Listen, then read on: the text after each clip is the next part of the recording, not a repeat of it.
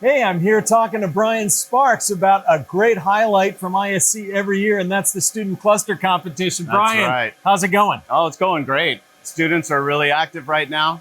This is the 15th year of the Student Cluster Competition. Wow, here at congratulations. ISC. Yeah, thank you. It's been an amazing partnership with ISC to put this together.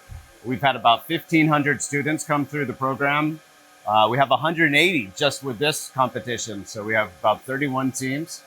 21 being online for the remote part of that Fantastic. Do you know how many competition. different countries? Oh gosh, I don't have that number inside my head, but it's been a lot over time. It's all around the world. We have new representation from a lot of different countries that haven't Right here, we're looking at before. South Africa, we're looking at UK, we're looking at Switzerland. I got Singapore, China behind me. We got a lot going on. That's right. Yeah, it's hitting just about every continent, except for Antarctica. Not Antarctica yet. Any not favorites yet. this year? The answer is all of them. All of them, yeah, for sure. There's always some really good, solid teams that the universities pop up each year.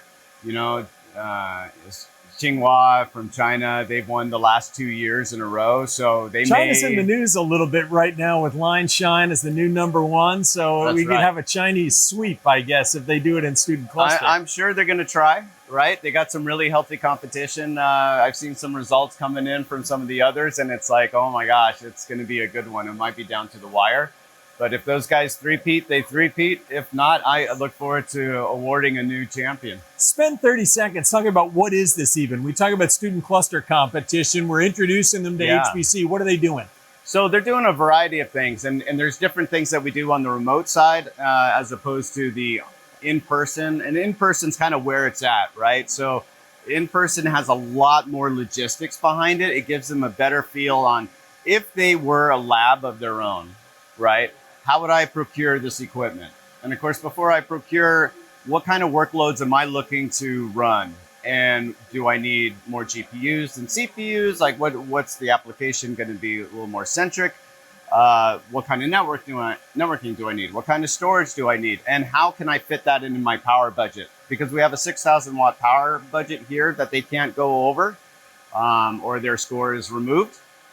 So they really have to think on every single level as if they're actually going to be building and deploying their own cluster. And then they actually work with the OEMs, resellers, maybe some other relationships that the universities might have to acquire this equipment. Wow. Get the funding for the shipping and everything else to be able to come here. And so there's a whole process. Then they finally get here and they run all the apps. So we do micro benchmarks. We have some AI runs. We have some, traditional HPC scientific computing workload runs. We have some storage runs too. So we're constantly adding new elements as we're, trying to get them adjusted to this new way of AI and HPC converging together. And so it's really great. To your point, it's perfect preparation for you're going to go out in the world, you're going to work in HPC. This is the kind of thing that comes up. And my favorite, you talked about, you've been doing this for 15 years, is when we see the alums from this program are then in our industry. You ought to come give some love to the Student Cluster Competition. Be nice to your future bosses here. Yeah, right. And they are. You're absolutely right. So we've had many previous student comp members go on to hyperscalers, to OEMs and ODMs, to national laboratories, and they're on the speaking circuits these days at some of these HPC shows. So it's like they are really getting their first chance of experiencing this landscape, this community.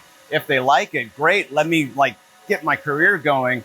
And then just the way we do it, where they're starting to have to establish contacts within the industry to just get the equipment or just going around and talking to people as they're here.